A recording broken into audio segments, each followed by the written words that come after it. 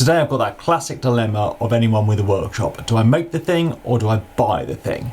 A lot of the times I'm interested in making it, but I've probably made this 4 or 5 times before. And what I'm talking about is a box joint jig.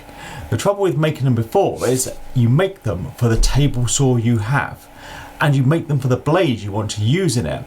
Well, if you've watched this channel for a while, you know I've changed a few table saws, and I like to change a few blades, so I didn't really fancy making another one. Doing some research though, I came across one that's super cheap.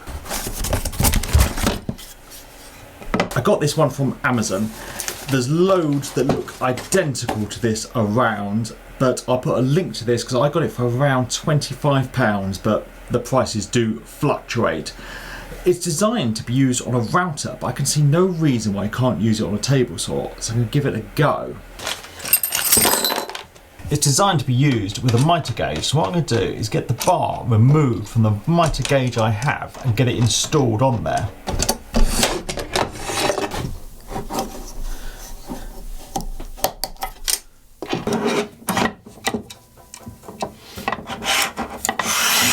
This jig has a little peg on it, and that needs to be the same distance as the thickness of the blade away from the blade, if that makes sense.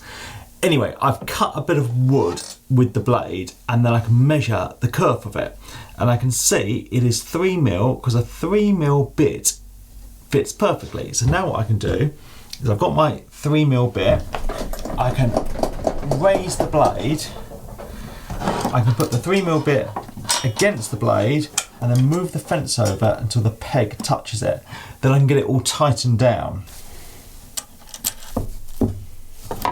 Next, this peg is actually 2 bits and it moves to adjust to the thickness of the blade. Now, it looks like this is already exactly 3mm, so exactly what I need it to be. But that means the thinnest blade I think you could use with this is 3mm. So anyway, I'm gonna get these together and lock them into place.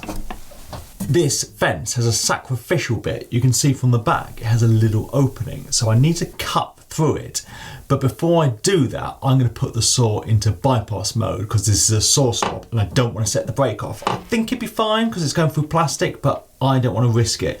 So I'm going to raise the blade to the thickness or just slightly thicker than the material I want to cut, put it into bypass mode, and then I'm going to cut through this fence.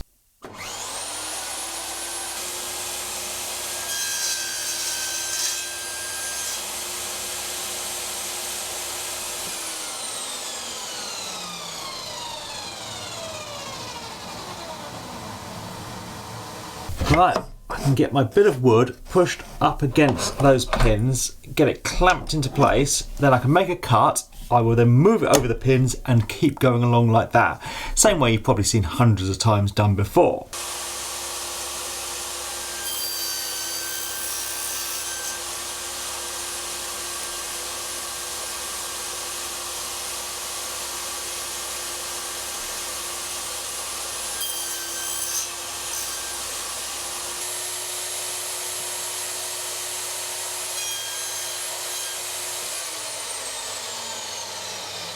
So with the first one done, you get it unclamped, flip it around so the first peg I cut then goes over the pin, and then we get our second bit of wood, butt it up against that and get it clamped into place. Then we can make the cuts in that.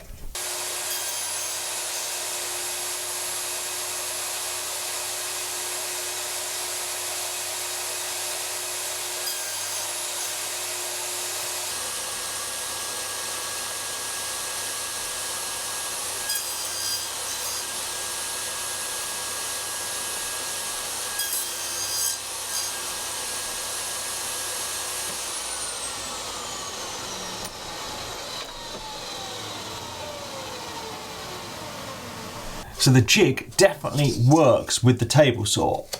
The joint could be tighter, but that is not the jig's fault, that is user error.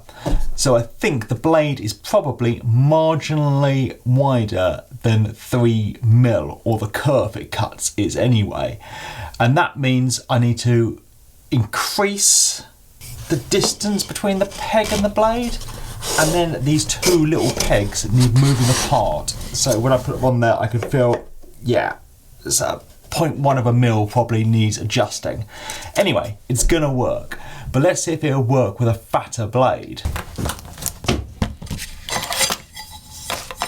I'm hoping one of the real advantages of this jig is that it's not just set up for one table saw and one blade. So my preferred blade for doing box joints, in fact that's what I bought it for, was this CMT 6mm flat tooth grooving blade. So I'll put a link to that down below. Just drop the bolt, just drop the nut even, and I'll put a link to that below with the jig as well.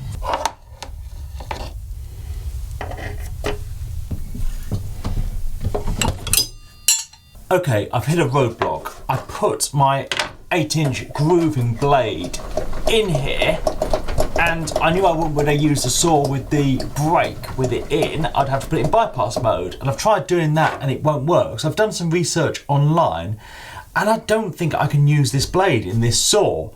I didn't know that, so if I want to do these kind of grooving cuts, I need a bigger 10-inch blade for it. But yeah, there's no reason for me to think that this new jig would not work with an 8-inch, with a 6mm blade as well as a 3mm, and you just change the settings. So I think the jig's good. I actually have been let down by my fancy saw that I didn't realise I couldn't change the blade. Maybe you can change the blade. I need to do some more research. If anyone knows how to put smaller blades in a saw stop, please comment below or send a link to me. So yeah, I think this jig is good. I'll put a link to it down below. You can shop around and see if you can find it even cheaper than I did. I'll also put a link to the blade that I can't seem to use. Thanks for watching. Thanks to my patrons, and please subscribe for more videos.